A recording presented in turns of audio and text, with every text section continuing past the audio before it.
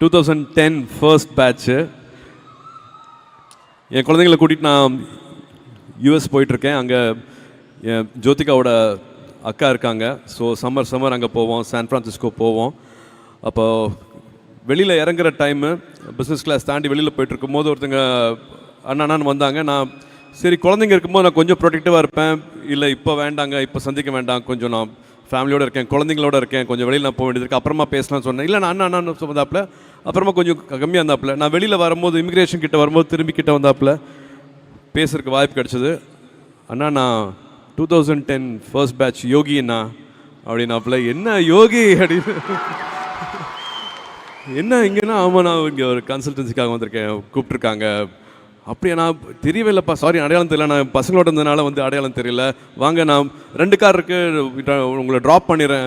இல்லை நான் பரவாயில்ல, நான் எனக்கு ஒரு லிமோசின் வெயிட் பண்ணுது, நான் அதில் போயிடுவேண்ணா அப்படின்னாப்புல. ஸோ அதுதான் மாற்றம். 2010 பேட்சில் வந்து சொன்னது வந்து அவ்வளோ சந்தோஷமாக இருந்தது. குழந்தைங்களுக்கு ஜோக்கெலாம் அறிமுகப்படுத்தினேன்.